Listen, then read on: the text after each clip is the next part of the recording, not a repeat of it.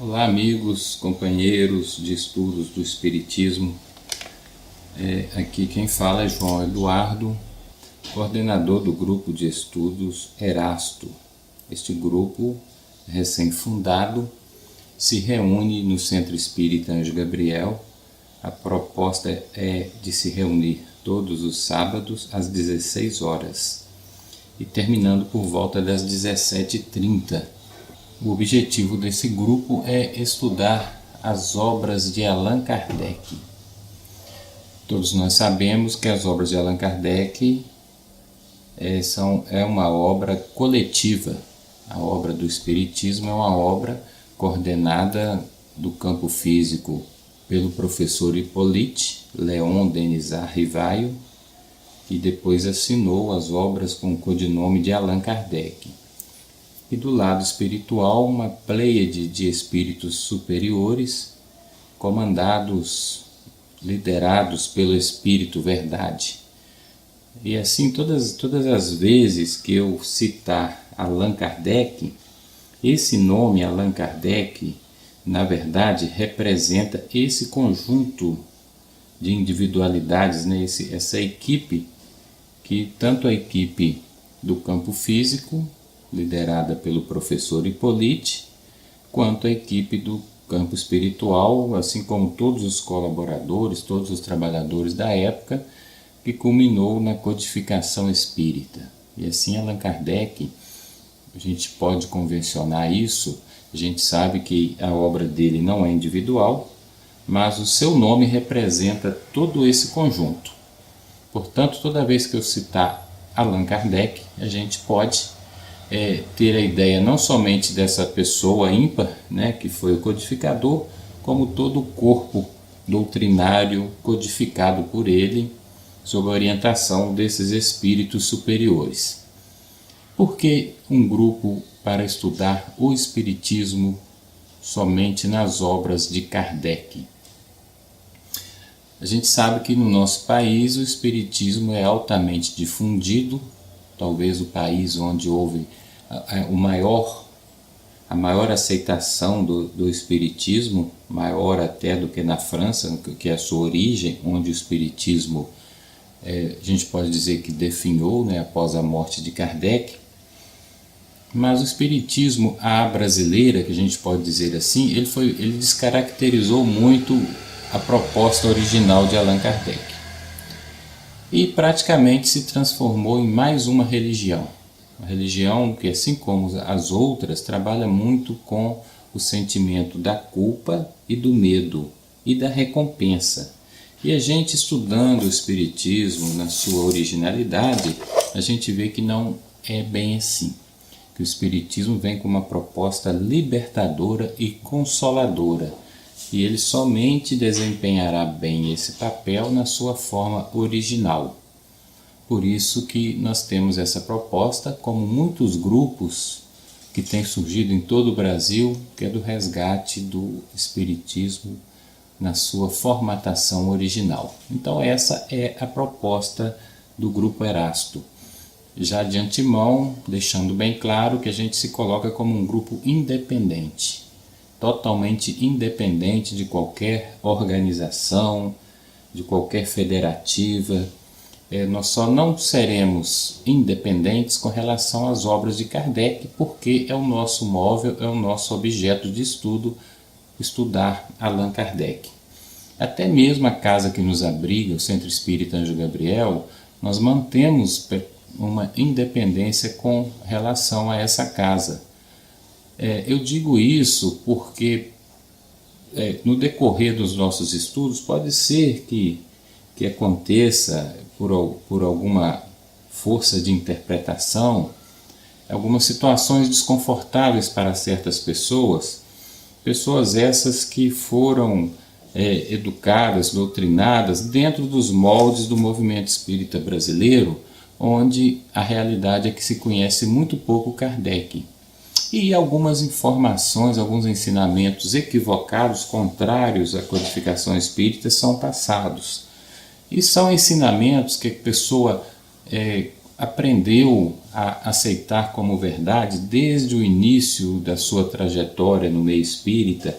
Muitas vezes as pessoas chegam no movimento espírita e são iniciados através de obras psicografadas que não sejam as obras da codificação, e continuam lendo essas obras e pegando assim um espiritismo de segunda mão, um espiritismo que passou por interpretações variadas, não bebe na fonte original. E quando se depara com essa fonte, alguma coisa pode chocar, pode causar desconforto, porque não é fácil a pessoa se desfazer de algo que ela acredita há muitos anos, que ela pregou, que às vezes ela escreveu livros a respeito, falou na tribuna, e de repente descobre que não é bem daquela forma, a pessoa não aceita muito bem e pode às vezes reagir mal.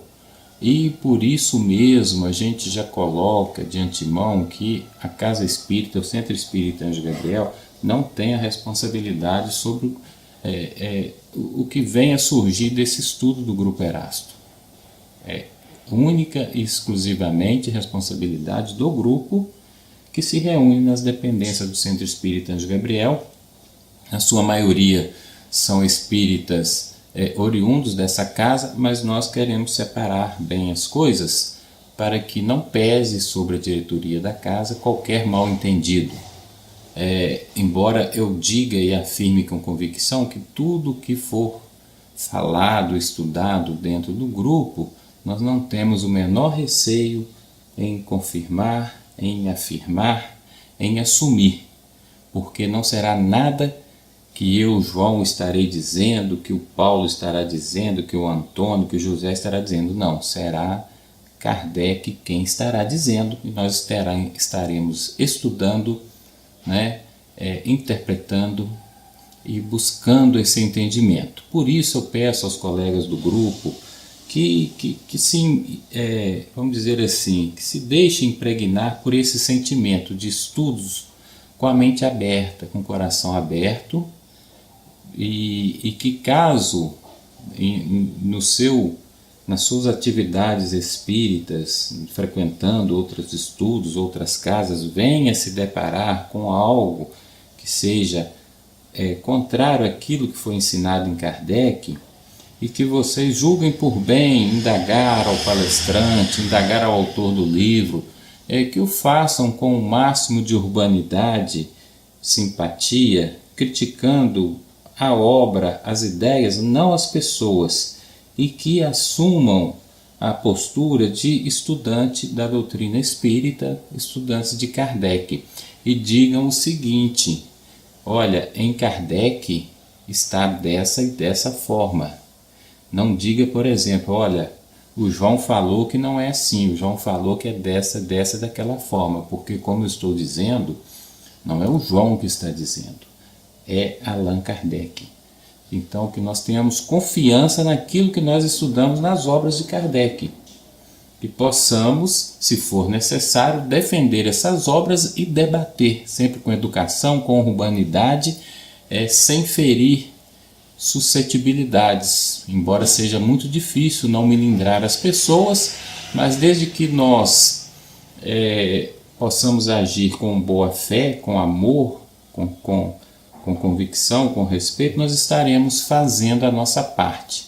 Então, eu já passei por situações em que pessoas ficaram meio chateadas comigo, se distanciaram, exatamente por defender essas ideias, por defender esses ensinamentos que estão em Kardec, e a gente acaba de alguma forma ou outra ofendendo algum ou outro autor, embora não seja essa a intenção. A gente não ofende, a pessoa se sente ofendida.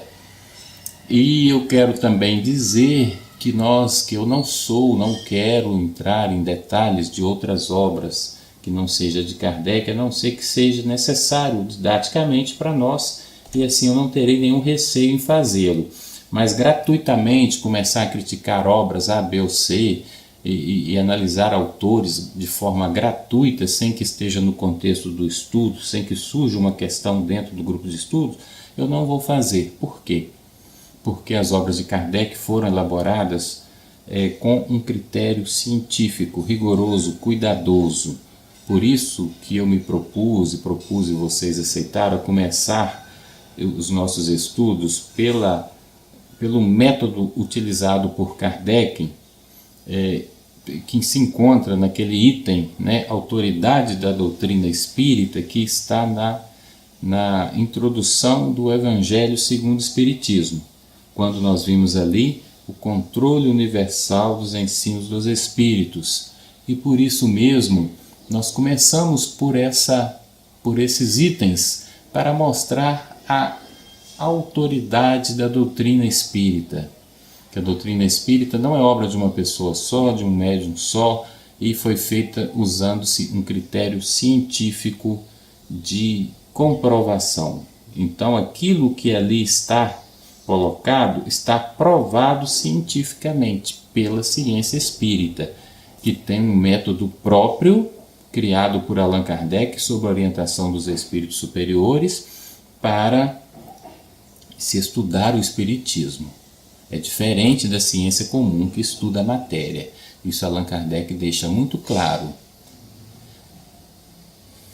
E após Kardec, nenhuma outra obra foi elaborada com o mesmo critério, ou com um critério semelhante, ou com qualquer outro critério confiável. E, portanto, segundo o próprio codificador, devem ser vistas com reserva, como opiniões individuais, como teses que ainda precisam ser comprovadas. Isso, fique bem claro, naquelas teses que tentam agregar algo à doutrina espírita, que tentam trazer uma novidade ou que apresentam algo contrário à doutrina espírita. Então, por isso que não faz sentido nós ficarmos debatendo coisas de outras obras que não estão comprovadas cientificamente, sendo que cabe aos autores e defensores dessas obras provarem, não a nós ficar rebatendo algo que carece de uma comprovação racional e científica. Eu penso que todos têm o direito de gostar da obra, seja ela qual for, né? Defendê-la, contudo que saiba essa realidade, que não há uma comprovação e que está sendo defendido somente na confiança, na fé ou por ser simpático à ideia. Assim, meus amigos, aqueles que não estiveram presentes nas primeiras reuniões, que eles possam ler lá na introdução do Evangelho segundo o Espiritismo, quais os passos, quais os critérios da doutrina da ciência espírita. O professor José Herculano Pires, tradutor das obras de Kardec, um dos tradutores, ele coloca na introdução de uma de suas traduções, exatamente de O Livro dos Espíritos, um método empregado por Kardec. Então ele coloca, olha só, em primeiro lugar, escolha de colaboradores mediúnicos insuspeitos, tanto do ponto de vista moral, quanto da pureza das faculdades e da assistência espiritual. Os médiuns para Kardec não eram seres superiores aos demais com missões específicas, ímpares. Contudo, dentre os médiuns disponíveis, o critério para a seleção daqueles que vieram a colaborar decisivamente na obra espírita era o da idoneidade moral primeiramente. Vencida essa premissa, a da confiabilidade absoluta na isenção do colaborador diante da tarefa. Eram verificadas as condições materiais, espirituais e de suas faculdades medianímicas, bem como a ascendência dos espíritos que com eles se comunicavam. Assim, Allan Kardec escolhia esses médiuns, né, com muito critério, que iriam trabalhar com ele. E eram médiuns inconscientes, aqueles médiuns que, após ele trabalhar numa mensagem, eles sequer se lembravam do que eles haviam escrito, porque eles se entregavam totalmente ao domínio, ao controle do espírito comunicante, e justamente são esses os médiuns que menos interferem nas mensagens, no recado que é passado pelos espíritos. E Allan Kardec, orientado pelos espíritos, ele fazia o seguinte: os espíritos disseram para ele: olha, o médium que consegue movimentar a prancheta ou movimentar a cesta, que foram instrumentos usados, né, pela codificação espírita, antes da psicografia. Então os espíritos disseram, aqueles que têm o poder de movimentar esses objetos, pode-se colocar o lápis em suas mãos, que eles vão escrever também sob o comando dos espíritos. Então, para que o médium fosse assim considerado, primeiro ele tinha que demonstrar a sua faculdade através de um instrumento que era a cesta ou a prancheta. Não era alguém chegando que dissesse, olha, eu sou médium, e fechar o olho e começar a escrever, que ele teria ingresso na equipe de Kardec. Primeiro ele precisava comprovar que tinha realmente aquela capacidade, aquele dom mediúnico que a gente sabe que depende de uma faculdade física. Hoje nós não temos esse método verificativo, mas Kardec tinha. Continuando as colocações de Herculano Pires, o segundo item, o segundo critério que Kardec usava era a análise rigorosa das comunicações do ponto de vista lógico, bem como do seu confronto com as verdades científicas demonstradas, pondo-se de lado tudo aquilo que não possa ser logicamente justificado. Kardec não considerava os espíritos como reveladores predestinados, mas, de fato, fontes de informação, de modo que, primeiramente, a qualidade da informação estaria vinculada diretamente ao caráter do ser comunicante, visto que a capacidade de explicação de sua realidade espiritual estaria mais ou menos ligada às crenças que tais criaturas houveram defendido antes da morte, ampliadas pelas percepções decorrentes da condição de vida na espiritualidade. Por isso, a necessidade premente do filtro das impressões trazidas pelos espíritos, de modo a não comprometer o edifício que estava aos poucos sendo erigido. Então, assim, Kardec, antes de tudo, após a escolha da sua equipe, ele passava por uma rigorosa verificação do ponto de vista racional e científico daquelas revelações, bem como da natureza do espírito que estava ali se comunicando, para saber se ele não estava somente defendendo ideias sistemáticas próprias dele, oriundas de sua vivência na carne, ou se ele estava realmente passando informações confiáveis e precisas do mundo espiritual. O terceiro ponto, controle dos espíritos comunicantes através da coerência de suas comunicações e do teor de sua linguagem.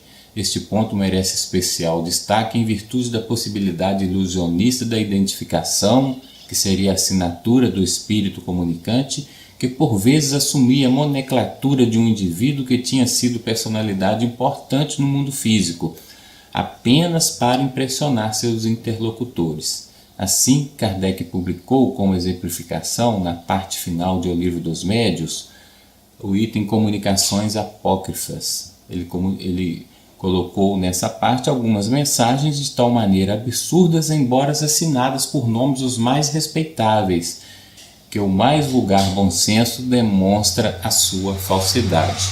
Por isso é importante, meus amigos, do bom senso, em analisar o teor da mensagem, não se preocupar, não se impressionar com a assinatura do espírito, porque ele pode tomar a identidade que ele quiser.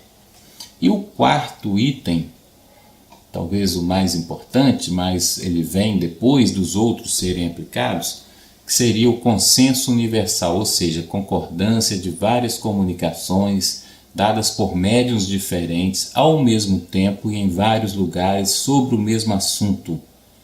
É o referido consenso, conceituado como consenso universal dos ensinos dos espíritos. Às vezes vem com a sigla CUEE.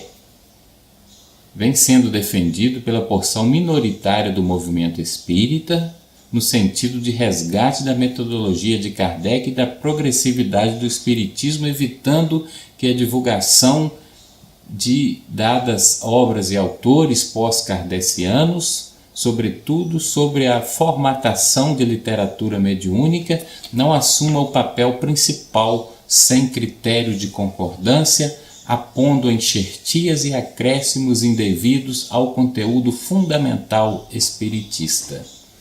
E assim o professor Herculano Pires coloca na introdução deste livro, dessa sua tradução de O Livro dos Espíritos, que é publicado pela editora LAC, esse alerta, né? Que o espiritismo, ele é sim progressista, ele realmente não está pronto, mas não é qualquer obra, sem qualquer critério, que tem o poder ou o direito de acrescentar algo ao espiritismo. Não é qualquer obra mediúnica, seja lá por qual assinatura for, que a gente deve aceitar, né, de pronto como sendo espírita ou fazendo parte do corpo doutrinário, o que infelizmente não é o que acontece normalmente.